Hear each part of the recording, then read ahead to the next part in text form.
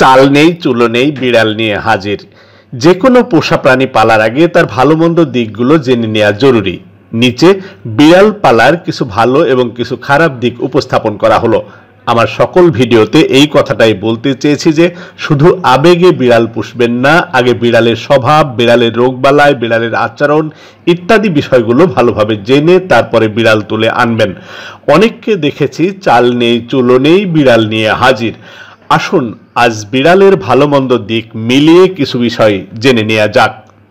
বিড়াল পালার ভালো দিক। 1. সঙ্গী হিসেবে অসাধারণ।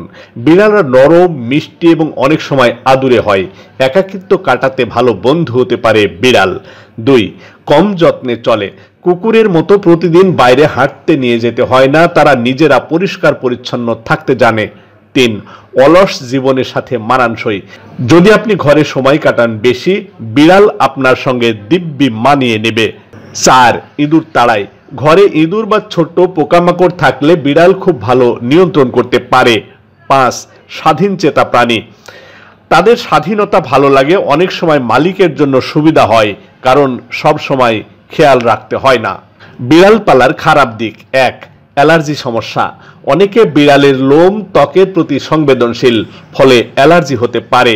2. ঘর নোংরা করা। যদি ঠিকমতো ট্রেনিং না দেওয়া হয় তবে বিড়াল বাসার বিভিন্ন জায়গায় মলমূত্র ত্যাগ করে ঘর বাড়ি নোংরা করতে পারে। 3. ফার্নিচার নষ্ট করা। বিড়ালদের নখের ব্যবহার করার অভ্যাস থাকে, ফলে সোফা বা পর্দা নখের আঁচড়ে ছিঁড়ে ফেলতে পারে। 4. রোগ বালাইয়ের সম্ভাবনা। কিছু রোগ যেমন টক্সোপ্লাজমোসিস বিড়াল থেকে মানুষের সংক্রমিত হতে পারে, যদিও এটা সচরাচর হয় না। 5. চিকিৎসার খরচ। অসুস্থ হলে বিড়ালের চিকিৎসা ব্যয়বহুল হতে পারে, বিশেষ করে পোষ্য হাসপাতালগুলোতে। আপনি যদি বিড়াল পালতে আগ্রহী হন তবে আগে থেকে তার খাবার, স্বাস্থ্য, আচরণগত যত্ন সম্পর্কে ভালোভাবে জেনে নেওয়াই ভালো। এই সমাজের কিছু সচেতন মানুষ যারা অনেক দূর দূরান্তে অবস্থান করেও আমার প্রিয় মানুষ, আমার পরম শ্রদ্ধা সেই মানুষগুলো যারা আমার পেজ থেকে ভালো কিছু খুঁজে পেয়ে পেজটাকে ফলো করে রেখেছেন। এই প্রিয় ফলোয়ারদের স্যালুট। আমি তাদের হতাশ করতে চাই না। প্রিয় ফলোয়ারদের চাওয়া পাওয়া নিশ্চয় আমার কাজের মাধ্যমে একাকার হয়ে আছে। তারা কি চায় আমি তা অনুভব করি বলেই নিয়মিত তাদের চাহিদা মোতাবেক ভিডিও বানানোর চেষ্টা করছি। আশা করি সবসময় সাথে পাবো, এই আশাবাদ ব্যক্ত করে আজকের মতো শেষ করছি। ধন্যবাদ সবাইকে, ভালো থাকবেন সবাই।